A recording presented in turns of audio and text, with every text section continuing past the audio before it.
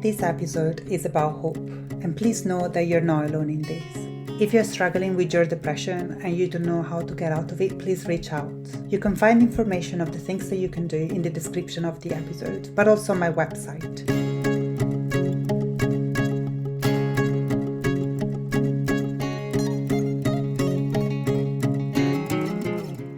For those who are new to this space, welcome. This is We Are Here Too, a podcast about migration and mental health. My name is Francesca, an Italian counsellor, and I am currently living in Scotland. Today's episode is about depression, but mainly about the things that I observed and the things that I learned at times where life was feeling like helpless and hopeless for me. And those times happened when I moved abroad, precisely when I moved to Scotland back in 2012. Point 1.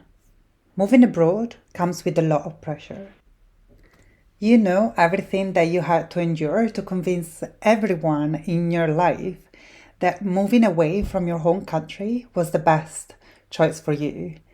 And then once you move abroad, you kinda are in this space where you have to prove yourself right in front of all of these people. Because you don't want to disappoint them, but mainly you don't want to disappoint yourself. And what I learned from this is that actually what I'm doing by stepping away from, whatever people think it's comfort, right? Like to stay within your close circle of friends and family and a country that you know, a village that you know, a lifestyle that you know. The simple act of stepping away from it, for some people actually that's a dream and you're doing it. You are actually stepping away. You are already a living proof that you can make a living elsewhere, that it doesn't require lots rather than courage to make that step to move away. Sure, this does not take away in any way like the pain and the hurt that you're carrying, but simply just release that pressure. Like you already did enough and you already made an incredible step. Give yourself credit for what you achieved by simply going away and try to make a living elsewhere. That's already enough. That's really already enough, and you don't have to prove anything to anyone anymore. You've already done more than anyone in your circle of friends and family back home ever did. So it's enough. It's really enough. Point 2. Moving abroad is not the answer to my problems. They bloody stick to you like glue. And no matter how many times I moved away, basically I was just moving away from myself. And the only time that I realized that that was my pattern is when for a reason or another, I stayed in Scotland longer than I've ever expected. And that brought me face to face with my inner demons, and I had to face them. And so what I learned from it is like, yes, moving abroad is amazing. And the simple act of changing scenery can be enough sometimes to solve some of the inner issues that we are carrying with us, right? Like if we were experiencing a lot of discrimination in our home country for whatever reason, and we move to a new one and we do not experience the same level of discrimination, then hell yes, right? Like, of course we're gonna feel better. And of course it's solving like one of our main issues back in our home country. But it's not always the answer. And you know what you're trying to run away from. Point 3. In the depths of my despair, there was no yoga or meditation or go for a walk, it's gonna be better, that could work for me. There was nothing that anyone could say to make me feel better. What I needed was some TLC, right? Like some tender loving care. I just needed someone next to me who would hold my hand and do things for me. I'm aware that when we move abroad, This is not always possible. We don't always have people in our life who can attend to us 24/7. If we're lucky, we have people in our lives who can give us an hour a day, 2 hours a day. But that's about it, right? And that's what I learned, that I needed to find and learn some coping strategies for the here and now. I had to learn so I could deal with my life when I was at the lowest. And to this day, those strategies are a sign of well-being.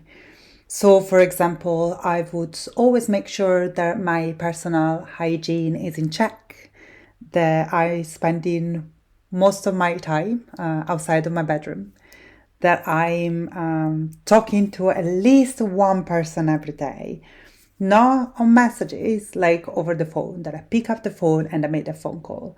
Let's use technology to connect, right? I have Zoom.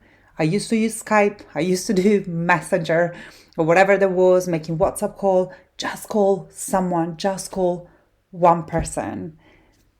It's important, right? It's important to have that connection, to feel like that we associate, that we connect, that we relate.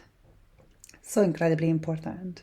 I would also make sure that I leave the house, even if it's to go grocery shopping for 3 seconds. Because realistically, I live very close to a big supermarket, literally around the corner, so I don't have to go anywhere. But it's important, right? It's important that we take a breath of fresh air and we don't stay confined within 4 walls, because that would feel like our world is closing in. We need to see expansion, and we cannot see that when our views are limited by 4 walls. Point number 4. As someone who moved abroad numerous times, I know what it means to having to adapt to new circumstances. The stress that comes with it is really incredible. And so I basically learned that I need to give myself grace, right? I need to give myself grace, that everything that I'm going through is going to be temporary, and it's hard. It's incredibly hard to make the step of moving away from familiarity and embrace something that we don't even know is going to embrace us. The challenges that we experience as foreigners can, of course, be exciting.